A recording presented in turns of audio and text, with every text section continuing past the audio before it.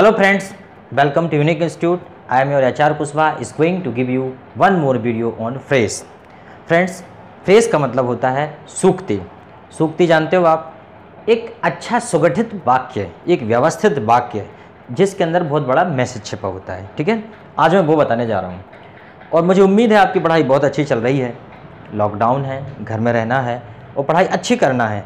मैंने प्रण लिया है आपको अंग्रेजी सिखाऊंगा, परंतु आपको भी प्रण लेना पड़ेगा, आपको भी देखना पड़ेगा। वैसे मुझे इस बात की खुशी है कि I am going to complete 1000 subscribers and 53,000 views. 53,000 views complete होने वाले हैं और 1000 सब्सक्राइबर। ये आपके प्यार के कारण ही है और मैं उम्मीद करता हूँ आपका स्नेह इसी प्रकार बना रहे, आप इसी प्रकार फ़ायदा लेते रहें।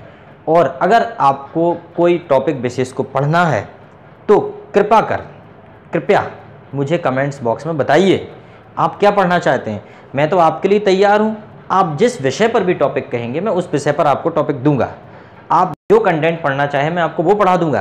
कुछ भी XYZ इंग्लिश का, बस अभी लिटरेचर का अपन नहीं पढ़ रहे हैं तो लिटरेचर वाले कृपया ना करें। ठीक है, बाकी आप जो भी पूछना चाहेंगे। तो आज हम सूक्ति की बात करते हैं। जैसे कि जब भी सूक्ति की बात आती है तो हमने बात की है कि हमारा जो पहला वर्ड है, हम किसी से बोलते थे आँखों का तारा, वो तो मेरी आँखों का तारा है। ठीक है, वह तो मेरी आँखों का तारा है। तो क्या बोलेंगे? Apple of ice. Apple of ice, आँखों का तारा। जैसे बुआ वगैरह आते हैं तो जो भतीजे होते हैं बुआ की आँखों के तारे होते हैं, तो हम कह सकते हैं he is the apple of aunties ice. ठीक है ना। जैसे मान लीजिए हम कहें नरेंद्र मोदी हमारी आँखों के तारे हैं, तो हम कह सकते हैं Narendra Modi is our apple of eyes. ठीक है, Narendra Modi is our apple of eyes. Understand? तो जहाँ कहीं भी किसी को बहुत ही ज़्यादा स्पेशल बताया जाए, means the we express strong attachment with someone is called the apple of eyes. Understand? चलो, दूसरा वर्ड है हमारा एप्पल ऑफ डिस्कार्ड। इसे बोलेंगे आप आँखों का कांटा। आँखों का कांटा। When somebody is not loving for someone, when someone is not loving, जो व्यक्ति हमारे लिए लविंग ना हो, ए टाइप ऑफ एनिमी जो हमारी आंखों में खटकता हो, उसको हम बोलेंगे एप्पल ऑफ डिस्कार्ड। ठीक है माय डियर।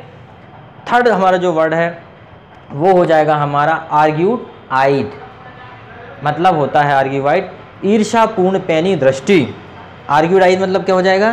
ईर्ष्या लगता है। चलो, इसके बाद हमारा अगला वर्ड आता है श्रेष्ठ कसौटी सही परीक्षा। ठीक है, कसौटी पर खरा उतरना।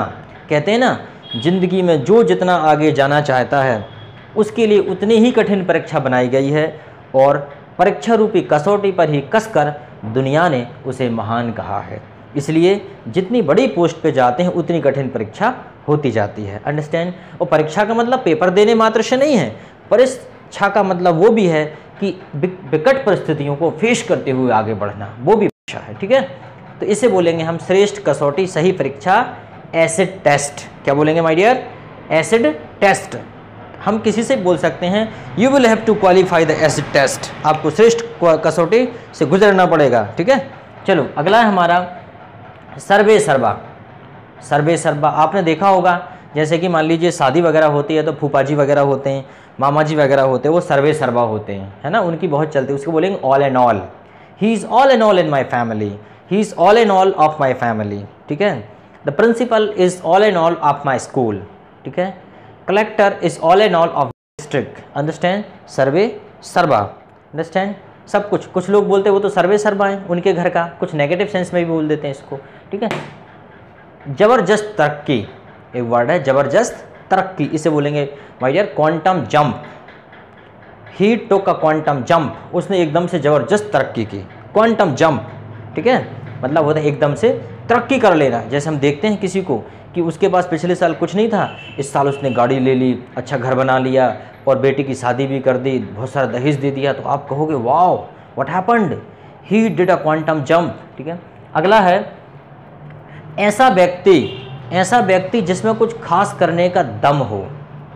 Means the person has a strong possibility to do something best in the life is called the prime mover. ऐसे व्यक्ति को बोलेंगे अ प्राइम मूवर। ऐसा व्यक्ति जिसमें कुछ खास करने का दम हो उसे बोलेंगे प्राइम मूवर। हर कोई नहीं कर सकता, ज़िंदगी में कुछ अच्छे काम करना हर किसी की बस की बात नहीं। जैसे एक बात मुझे याद आई, कहते हैं ना कर्मशील व्यक्ति के पास आंसू बहाने के लिए भी वक्त नहीं होता, वो सोचता है बैठ के रोऊंगा उससे अच्छा कुछ कर लूँ।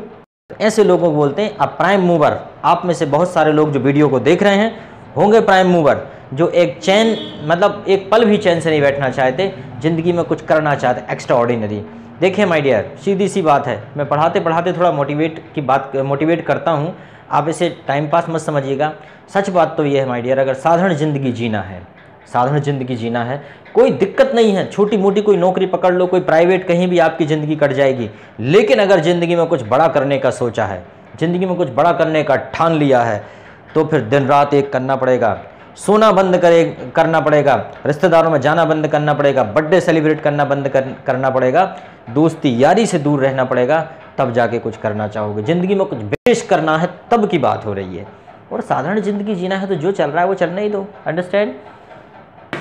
मानसिक रोगियों का अस्पताल, फनी फॉर्म, क्या बोलेंगे, फनी फॉर्म, जैसे आप बोले ल्यूनेटिक असाइलम, मतलब जहाँ पे जो मानसिक रूप से सिक, जो मेंटल इल जो people are admitted is called funny farm. Funny farm, उसे ये भी बोल सकते हैं ल्यूनेटिक असाइलम।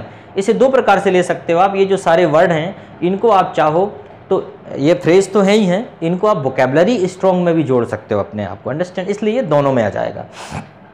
उसके बाद है पुराने फैशन का आदी होना।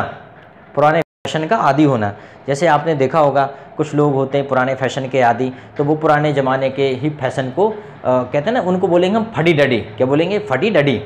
जैसे गांव के लोग होते हैं तो वो ज़्यादा जीन्स में नहीं पहनते, वो पजामा पहनते हैं, कुर्ता पहनते हैं, और वो सर में वो बांध लेते हैं ना, गमछा वमछा बांध लेते हैं, तो उनको अपन बोलेंगे पुराने फैशन का आदी होना। ठीक है, ये बात है। नीच व्यक्ति, नीच व्यक्ति क्या होगा माय डियर? नीच व्यक्ति होता है ब्लैक सीप। ब्लैक सीप का मतलब काली भेड़ नहीं होता है, काली भेड़ नहीं होता ब्लैक सीप का मतलब। ब्लैक सीप मतलब होता है नीच व्यक्ति। The person who is cheap is called black sheep. ठीक है, फिर उसके बाद है उच्च कुल। उच्च कुल, अपन बोलते ना वो तो उच्च कुल का है, तो हम उसे बोलेंगे ही इज ब्लू ब्लड। क्या बोलेंगे? Blue blood. ये बहुत ज़रूरी है। अभी संविदा का एग्जाम देंगे वर्ग 3 वाले, उसमें आएगा ये सब, आता है ऐसी चीज़ें। ठीक है, और वो बोलते हैं कि find out the most nearest word, find out the most opposite word, उस कंडीशन में आपको आना चाहिए ये सब। फिर अगला है हमारा सकरी गली या गुत्थी। अपन बोलते हैं ना ये तो यार बड़ी खतरनाक गुत्थी है, ये समझ से बाहर है, तो हम उसे बोलेंगे ब्लाइंड एली। क्या बोलेंगे माय डियर? ब्लाइंड एली, सकरी गली या गुत्थी, ब्लाइंड एली। एली मतलब होता है गली। फिर उसके बाद आ जाता है बातों बातों में, तो क्या बोलेंगे हम इसे बातों बातों में? By the by. क्या बोलेंगे? By the by. जैसे बातों बातों में उसने सब कुछ कह दिया, he spoke everything by the by. ठीक है, बातों बातों में उसने उसे प्रपोज कर दिया, he proposed him by the by. Propose का मतलब गलत मत समझना, प्रस्ताव रखना होता है। ठीक है, कोई भी धंधा पानी का प्रस्ताव भी वही होता है। प्रभावशाली व्यक्ति बिग गन। क्या होता है प्रभावशाली व्यक्ति? Big gun. He is big gun of my city, he is big gun in the country. उसके बाद है मक्खन सा नरम, तो इसे क्या बोलेंगे? Butter soft. क्या बोलेंगे? Butter soft. He is butter soft man, वो तो मक्खन सा नरम व्यक्ति है। Understand? If you like this video, share, subscribe and like and keep on watching. Continue, wait for the next.